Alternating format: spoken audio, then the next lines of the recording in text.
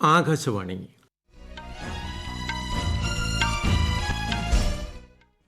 നമസ്കാരം. വാർത്തകൾ വായിക്കുന്നത് Udayan Kiliyannur.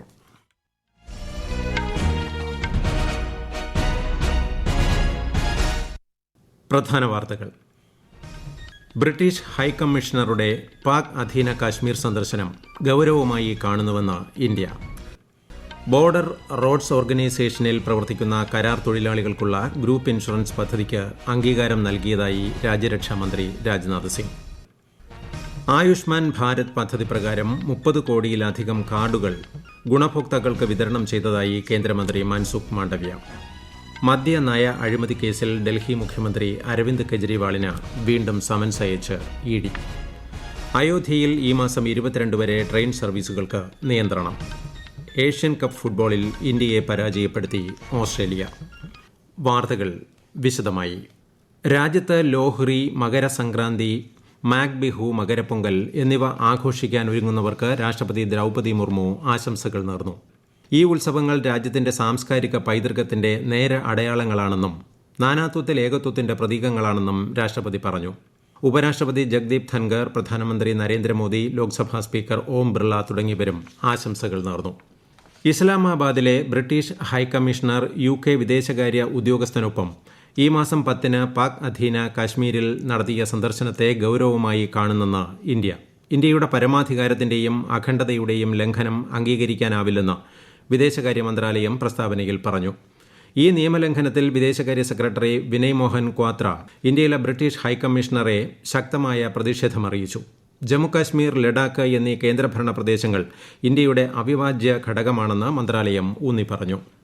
Border roads organisation, general reserve engineer force എന്നിവയിൽ ജോലി ചെയ്യുന്ന താൽക്കാലിക ജീവനക്കാർക്ക് ഗ്രൂപ്പ് ഇൻഷുറൻസ് പദ്ധതി ആരംഭിക്കുന്നതിനുള്ള നിർദ്ദേശത്തിന് രാജ്യരക്ഷാമന്ത്രി രാജ്നാഥ് സിംഗ് അംഗീകാരം നൽകി. ഈ പദ്ധതി പ്രകാരം താൽക്കാലിക ജീവനക്കാർക്കോ അവരുടെ കുടുംബത്തിനോ അടുത്ത ബന്ധുവിനോ ഏതെങ്കിലും തരത്തിലുള്ള മരണം സംഭവിച്ചാൽ 10 ലക്ഷം രൂപയുടെ ഇൻഷുറൻസ് ലഭിക്കും. അപകടകരമായ സാഹചര്യത്തിൽ ജോലി ചെയ്യുന്നവർക്കുണ്ടാകുന്ന ഗുരുതരമായ പ്രതിസന്ധികൾ, പ്രതികൂല കാലാവസ്ഥ, വാസയോഗ്യമല്ലാത്ത ഭൂപ്രദേശങ്ങളിലെ താമസം മുതലായവ കണക്കിലെടുത്തും വിവാഹ നിശ്ചയത്തിനിടെ സംഭവിച്ചതോ റിപ്പോർട്ട് ചെയ്യപ്പെട്ടതോ ആയ മരണങ്ങൾ കണക്കിലെടുത്തുമാണ് പദ്ധതി നടപ്പാക്കാൻ തീരുമാനിച്ചതെന്ന് രാജ്യരക്ഷാ മന്ത്രാലയം അറിയിച്ചു.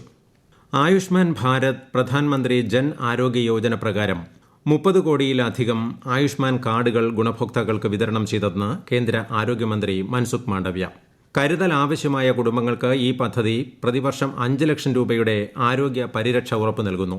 രാജ്യത്തുടനീളമുള്ള 10 കോടിയിലധികം ദരിദ്ര കുടുംബങ്ങൾക്ക് പ്രയോജനം ചെയ്യുകയാണ് 2018 ആരംഭിച്ച പദ്ധതിയുടെ ലക്ഷ്യമെന്നും കേന്ദ്രമന്ത്രി പറഞ്ഞു. മദ്യനയ അഴിമതിയുമായി ബന്ധപ്പെട്ട് ഡൽഹി മുഖ്യമന്ത്രി അരവിന്ദ് കെജ്രിവാളിന് എൻഫോഴ്സ്മെന്റ് ഡയറക്ടറേറ്റ് പുതിയ സമൻസ് അയച്ചു. ഈ മാസം 18-ന് കേന്ദ്ര അന്വേഷണ ഏജൻസിക്ക് മുന്നിൽ ഹാജരാകാനാണ് ഡൽഹി മുഖ്യമന്ത്രിയോട് ആവശ്യപ്പെട്ടത്. കേസിൽ ഇത് 4ാം തവണയാണ് കെജ്രിവാളിന് ED സമൻസ് അയക്കുന്നത്. അതേസമയം അരവിന്ദ് കെജ്രിവാൾ നിയമത്തിനു മുന്നിൽ നിന്ന് ഒളിച്ചോടുകയാണെന്ന് കേന്ദ്രമന്ത്രി അനുരാഗ് സിംഗ് താക്കൂർ ആരോപിച്ചു. ജനപ്രാതിനിധ്യം, അവകാശങ്ങൾ, യഥാർത്ഥ സ്വാതന്ത്ര്യം എന്നിവയെക്കുറിച്ച് ചിന്തിച്ച ദീർഘവീക്ഷണമുള്ള നേതാവായിരുന്നു ഡോക്ടർ BR അംബേദ്കർ എന്ന് കേന്ദ്ര നിയമമന്ത്രി അർജുൻ റാം മേഘ്വാൾ. ഡോക്ടർ അംബേദ്കറുടെ the problem of the rupee, its original and it's solution എന്ന പുസ്തകത്തിന്റെ 100ാം വാർഷികവുമായി ബന്ധപ്പെട്ട് സാമൂഹിക വികസന കേന്ദ്രം ന്യൂഡൽഹിയിൽ സംഘടിപ്പിച്ച യോഗത്തിൽ സംസാരിക്കുകയായിരുന്നു അദ്ദേഹം. ഉത്തരേന്ത്യയിൽ അതിശൈത്യം തുടരുന്നു. രാജ്യത്തെ വിവിധ പ്രദേശങ്ങളിൽ സീസണിലെ ഏറ്റവും കുറഞ്ഞ താപനില 3 ഡിഗ്രി സെൽഷ്യസ് രേഖപ്പെടുത്തിയതായി കേന്ദ്ര കാലാവസ്ഥാ വകുപ്പ് അറിയിച്ചു. ഹരിയാനയിലെ നർനൾ, ഡൽഹിയിലെ അയനഗർ, ഉത്തർപ്രദേശിലെ കാൺപൂർ എന്നിവിടങ്ങളിലാണ് കുറഞ്ഞ താപനില രേഖപ്പെടുത്തിയത്. രാജ്യത്തെ വിവിധ ഭാഗങ്ങളിൽ രാവിലെ കനത്ത മൂടൽമഞ്ഞും അനുഭവപ്പെട്ടിരുന്നു. ഡൽഹി വിമാനത്താവളത്തിൽ നിന്നുള്ള വിമാന സർവീസുകളുടെ സമയക്രമത്തിലും മാറ്റമുണ്ടായി. അടുത്ത 5 ദിവസം വടക്കേ ഇന്ത്യയിൽ ഇതേ സാഹചര്യം തുടരുമെന്നാണ് കാലാവസ്ഥാ വകുപ്പിന്റെ മുന്നറിയിപ്പ്. രാജ്യത്ത് മുഖ്യ തെരഞ്ഞെടുപ്പ് കമ്മീഷണറെയും മറ്റ് തെരഞ്ഞെടുപ്പ് കമ്മീഷണർമാരെയും നിയമിക്കുന്നത് വ്യവസ്ഥ ചെയ്യുന്ന പുതിയ നിയമം സ്റ്റേ ചെയ്യാൻ സുപ്രീംകോടതി വിസമ്മതിച്ചു. എന്നാൽ ജസ്റ്റിസുമാരായ സഞ്ജീവ് ഖന്ന, ദീപങ്കർ ദത്ത എന്നിവരടങ്ങിയ ബെഞ്ച് പുതിയ നിയമത്തെ ചോദ്യം ചെയ്തുള്ള ഹർജികൾ പുനഃപരിശോധിക്കാൻ സമ്മതിക്കുകയും കേന്ദ്രത്തിന് നോട്ടീസ് അയക്കുകയും ചെയ്തിട്ടുണ്ട്. തെരഞ്ഞെടുപ്പ് കമ്മീഷണർമാരുടെ നിയമനവുമായി ബന്ധപ്പെട്ട പാനലിൽ നിന്ന് ചീഫ് ജസ്റ്റിസിനെ ഒഴിവാക്കിയതിനെ തുടർന്നുണ്ടായ വിവാദങ്ങൾക്കിടയിൽ നിരവധി ഹർജികളാണ് സുപ്രീംകോടതിയിൽ സമർപ്പിച്ചിരിക്കുന്നത്. ഈ വാർത്തകൾ ആകാശവാണിയിൽ നിന്ന്. ആകാശവാണി വാർത്തകളും വാർത്താധിഷ്ഠിത പരിപാടികളും all India radio news Thiruvananthapuram എന്ന യൂട്യൂബ് ചാനലിൽ ലഭ്യമാണ്. കൂടുതൽ വാർത്തകൾക്കായി @all India radio news Thiruvananthapuram എന്ന ഫേസ്ബുക്ക് പേജും @AER_News_TVM എന്ന എക്സ് ഹാൻഡിലും സന്ദർശിക്കാം. അയോധ്യ രാമക്ഷേത്രത്തിന്റെ പ്രാണപ്രതിഷ്ഠാ ചടങ്ങിൽ രാഷ്ട്രപതി ദ്രൌപദി മുർമുവിന് ക്ഷണം. രാമക്ഷേത്ര നിർമ്മാണ സമിതിയും വിശ്വഹിന്ദു പരിഷത്തുമാണ് രാഷ്ട്രപതിയെ ക്ഷണിച്ചത്. നേരത്തെ ഉപരാഷ്ട്രപതി ജഗ്ദീപ് ധൻഖറിനെയും ക്ഷേത്രസമിതി ചടങ്ങിലേക്ക് ക്ഷണിച്ചിരുന്നു. വികസിതവും സ്വയം പര്യാപ്തവുമായ രാഷ്ട്രമാക്കി ഇന്ത്യയെ മാറ്റുന്നതിനായി പ്രവർത്തിക്കാൻ ശ്രീ സൊണാൽ മാതാവിന്റെ ജീവിതം നമുക്ക് പുതിയ ഊർജ്ജം നൽകുന്നുവെന്ന് പ്രധാനമന്ത്രി നരേന്ദ്രമോദി. ഗുജറാത്തിലെ വീരവനിതയായ സൊണാൽ മാതാവിന്റെ ജന്മശതാബ്ദി പരിപാടിയെ അഭിസംബോധന ചെയ്യുകയായിരുന്നു അദ്ദേഹം. അയോധ്യയിലെ ശ്രീരാമക്ഷേത്രത്തിൽ പ്രാൺ പ്രതിഷ്ഠാ ചടങ്ങ് നടക്കുന്ന ഈ മാസം 22-ന് രാജ്യത്തെ എല്ലാവരും ശ്രീരാമ ജ്വാതി തെളിക്കണമെന്നും അദ്ദേഹം അഭ്യർത്ഥിച്ചു. അയോധ്യയിൽ ഈ മാസം 22 വരെ ട്രെയിൻ സർവീസിന് നിയന്ത്രണം. 35 ട്രെയിനുകൾ വഴിതിരിച്ചുവിട്ടു. അയോധ്യ ഡൽഹി വന്ദേ ഭാരത എക്സ്പ്രസ് ഉൾപ്പെടെ നിരവധി ട്രെയിനുകൾ റദ്ദാക്കി. അയോധ്യ റെയിൽവേ സ്റ്റേഷനിലെ ഇരട്ടിപ്പിക്കൽ പ്രവർത്തനങ്ങൾ പൂർത്തിയാക്കുന്നതിനാണ് നിയന്ത്രണം ഏർപ്പെടുത്തിയിട്ടുള്ളത്. ആയുഷ് മന്ത്രാലയവും സയൻസ് ഇന്ത്യ ഫോറവും സംയുക്തമായി സംഘടിപ്പിക്കുന്ന 2ാമത് ആയുഷ് അന്താരാഷ്ട്ര സമ്മേളനത്തിന് ദുബായിൽ തുടക്കമായി. പകർച്ച സാധ്യതയില്ലാത്ത രോഗങ്ങളുടെ ചികിത്സയിൽ ആയുഷ് ശാഖകളെ ആശ്രയിക്കാമെന്ന സന്ദേശമാണ് പരിപാടിയിലൂടെ മുന്നോട്ട് വയ്ക്കുന്നത്. കേന്ദ്ര സഹമന്ത്രി വി മുരളീധരൻ പരിപാടിയിൽ മുഖ്യാതിഥിയായി. വിശദാംശങ്ങളിലേക്ക്. കോവിഡാനന്തര കാലത്ത് ഇന്ത്യയുടെ പ്രാചീന ആരോഗ്യ ശാസ്ത്രശാഖകളുടെ പ്രാധാന്യം വർദ്ധിച്ചു വരുന്നതായി കേന്ദ്ര സഹമന്ത്രി പറഞ്ഞു. വരും കാലയളവിൽ ഇന്ത്യ ലോകത്തിന്റെ ആരോഗ്യ ഹബ്ബായി മാറും. ആരോഗ്യമേഖലയിൽ നിരവധി തൊഴിലവസരങ്ങൾ സൃഷ്ടിക്കപ്പെടുമെന്നും ആഗോളതലത്തിൽ ആയുഷ് ശാഖകളുടെ വികസനത്തിൽ ദുബായിക്ക് വലിയ പങ്ക് വഹിക്കാൻ സാധിക്കുമെന്നും ശ്രീ മുരളീധരൻ വ്യക്തമാക്കി. UAE ആയുഷ് പദ്ധതികളെ പ്രോത്സാഹിപ്പിക്കുന്നതിൽ നന്ദി പ്രകടിപ്പിച്ച സഹമന്ത്രി ആരോഗ്യ വിനോദസഞ്ചാര മേഖലയിൽ ഇന്ത്യയ്ക്കും UAEക്കും ഊഷ്മള സഹകരണ സാധ്യതകളാണുള്ളതെന്നും ചൂണ്ടിക്കാട്ടി. വിവിധ വിഷയങ്ങളിൽ ഊന്നിയുള്ള ചർച്ചകൾ, ഗവേഷണ പ്രബന്ധങ്ങൾ, ലോകോത്തര ആരോഗ്യ വിദഗ്ധരുടെ സാന്നിധ്യം എന്നിവ പരിപാടിയുടെ മുഖ്യ ആകർഷണമാണ്. ഈ മാസം 15 വരെയാണ് സമ്മേളനം. News desk, Akashvani. വികസനം, സ്ത്രീ ശാക്തീകരണം, യുവജന ശാക്തീകരണം, ദാരിദ്ര്യ നിർമ്മാർജ്ജനം എന്നിവയാണ് കേന്ദ്ര സർക്കാരിന്റെ ലക്ഷ്യങ്ങളെന്ന് BJP ദേശീയ അധ്യക്ഷൻ JP നദ്ദ. നമോ നവ്മത് ദാദ പ്രചാരണ പരിപാടിയുടെ ഉദ്ഘാടന ചടങ്ങിൽ സംസാരിക്കുകയായിരുന്നു അദ്ദേഹം. കുടുംബവാഴ്ചയും സ്വത്ത് സമ്പാദനവുമാണ് INDI സഖ്യത്തിന്റെ ലക്ഷ്യങ്ങളെന്നും ശ്രീ നദ്ദ പറഞ്ഞു.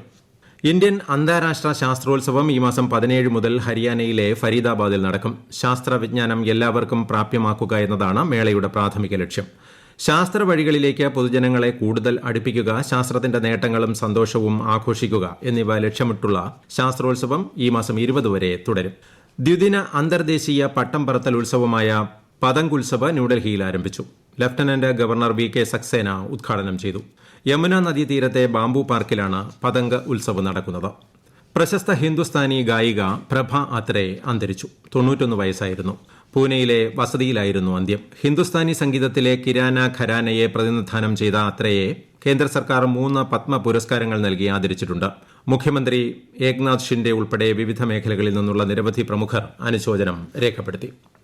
ഖത്തറിൽ നടക്കുന്ന ഏഷ്യൻ കപ്പ് ഫുട്ബോളിൽ ഇന്ത്യയ്ക്കെതിരെ ഓസ്ട്രേലിയയ്ക്ക് ജയം. ഇന്ത്യയെ എതിരില്ലാത്ത 2 ഗോളിനാണ് ഓസ്ട്രേലിയ പരാജയപ്പെടുത്തിയത്.